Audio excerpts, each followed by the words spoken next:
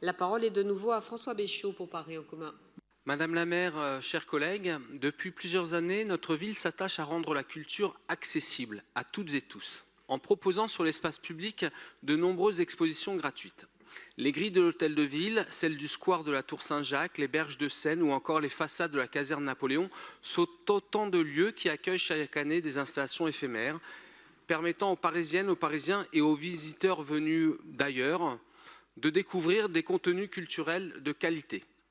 Dans ce cadre, la ville s'associe au temps fort culturel intitulé Voyage en Ukraine, organisé de décembre 2025 à mars 2026 en partenariat avec l'Institut français et l'Institut ukrainien. Cet événement mettra à l'honneur la résilience et la créativité de la société ukrainienne face à la guerre d'agression à laquelle elle est confrontée et qui est menée par la Russie depuis février 2022. Deux expositions majeures seront présentées sur l'espace public.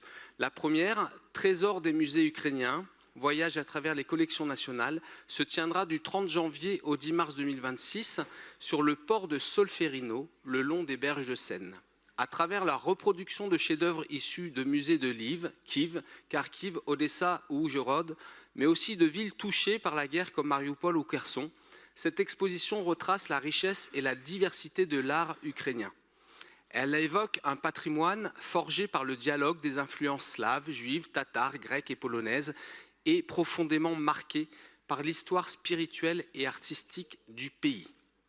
La seconde exposition, Sofia Jablonska-Houdin, la femme à la caméra, sera installée sur les grilles du square de la Tour Saint-Jacques aux mêmes dates. Elle rendra hommage à cette figure méconnue, écrivaine, photographe et réalisatrice franco-ukrainienne, pionnière d'un regard féministe, libre et anticolonial. Son parcours exceptionnel, de son Ukraine natale à Paris, de ses voyages à travers le monde jusqu'à sa vie à Noirmoutier, témoigne d'une conscience à la fois écologique, humaniste et profondément universelle. Je vous appelle donc, chers collègues, à voter cette délibération qui permettra, par le biais de ces deux projets, de renforcer les liens culturels entre la France et l'Ukraine, tout en affirmant le rôle de Paris comme capitale ouverte, solidaire et créative. Et permettez-moi quelques mots supplémentaires pour vous rappeler que l'Union des Ukrainiens de France organise chaque mercredi et chaque samedi, depuis février 2022, des marches de soutien au peuple ukrainien pour rappeler au monde que, malgré les négociations en cours qui, nous l'espérons, pourront déboucher sur une juste paix, la Russie continue de tuer en Ukraine et de bombarder des sites civils. Je vous en remercie.